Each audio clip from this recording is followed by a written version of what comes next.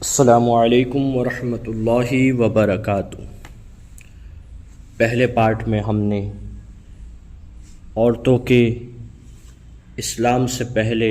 حالات کے بارے میں ذکر کیا اور آپ نے ماشاءاللہ سب نے سماعت بھی کیا۔ آج کے پارٹ میں آپ کے سامنے اسلام کے بعد عورتوں کا مقام کیا ہوا وہ ذکر کرنا چاہتا ہوں۔ حضرات، یہ احسان ہے اسلام کا ہم پر کہ اس نے ہماری ماں بہنوں کو یعنی عورتوں کو کیا مقام دیا۔ آپ غور کریں کہ جب ہمارے آقا رحمت عالم نور مجسم محسن اعظم حضرت محمد مصطفیٰ صلی اللہ تعالی علیہ وسلم خدا کی طرف سے دین اسلام لے کر تشریف لائے تو دنیا بھر کی ستائی ہوئی عورتوں کی قسمت کا ستارہ چمک اٹھا اور اسلام کی بدولت ظالم مردوں کے ظلم و ستم سے کچلی اور روندی ہوئی عورتوں کا درجہ اس قدر بلند و بالا ہو گیا کہ عبادات و معاملات بلکہ زندگی اور موت کے ہر مرحلے اور ہر موڑ پر عورتیں مردوں کے دوش بدوش کھڑی ہو گئی اور مردوں کی برابری کے درجے پر پہنچ گئی۔ مردوں کی طرح عورتوں کے بھی حقوق مقرر ہو گئے اور ان کے حقوق کی حفاظت کے لیے خداوندی قانون آسمان سے نازل ہو گئے اور ان کے حقوق دلانے کے لیے اسلامی قانون کی ماتحتی میں عدالتیں قائم ہو گئی۔ عورتوں کو مالکانہ حقوق حاصل ہو گئے، چنانچہ عورتیں اپنے مہر کی رقموں، اپنی تجارتوں، اپنی جائیدادوں کی مالکہ بنا دی گئی اور اپنے ماں باپ، بھائی بہن، اولاد اور شوہر کی میراثوں کی وارث قرار دی گئی۔ غرض وہ عورتیں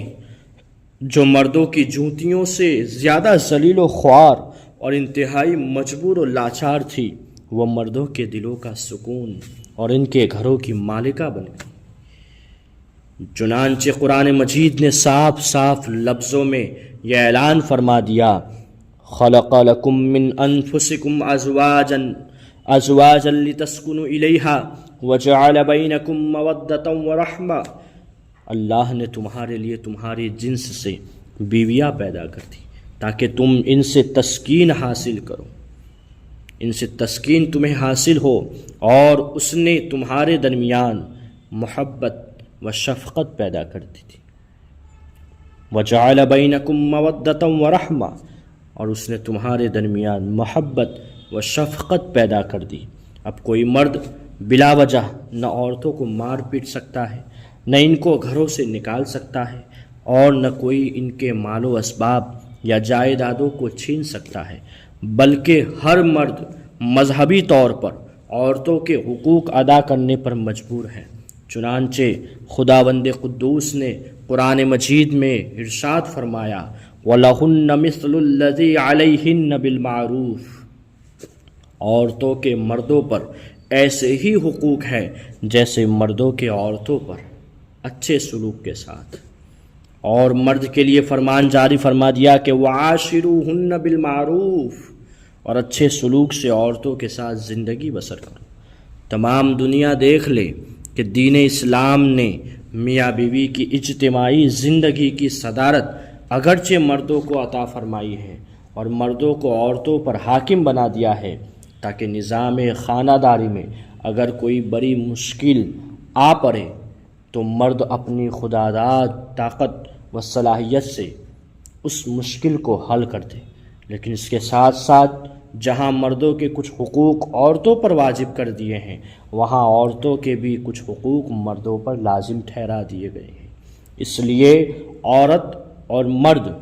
دونوں ایک دوسرے کے حقوق میں جکڑے ہوئے ہیں تاکہ دونوں ایک دوسرے کے حقوق کو ادا کر کے اپنی اجتماعی زندگی کو شادمانی و مسرت کی جنت بنا دے اور نفاق و شقاق اور لڑائی جھگڑوں کے جہنم سے ہمیشہ کے لیے آزاد ہو جائے۔ عورتوں کو درجات و مراتب کی اتنی بلند منزلوں پر پہنچا دینا یہ حضور نبی رحمت صلی اللہ تعالی علیہ وسلم کا وہ احسان عظیم ہے کہ تمام دنیا کی عورتیں اگر اپنی زندگی کی آخری سانس تک اس احسان کا شکریہ ادا کرتی رہے، پھر بھی وہ اس عظیم الشان احسان کی شکر گزاری کے فرض سے سبکدوش نہیں ہو سکتی۔ سبحان اللہ، سبحان اللہ، سبحان اللہ۔ تمام دنیا کے محسن اعظم حضور نبی اکرم صلی اللہ تعالیٰ علیہ وسلم کی شان رحمت کا کیا کہنا کہ آپ تشریف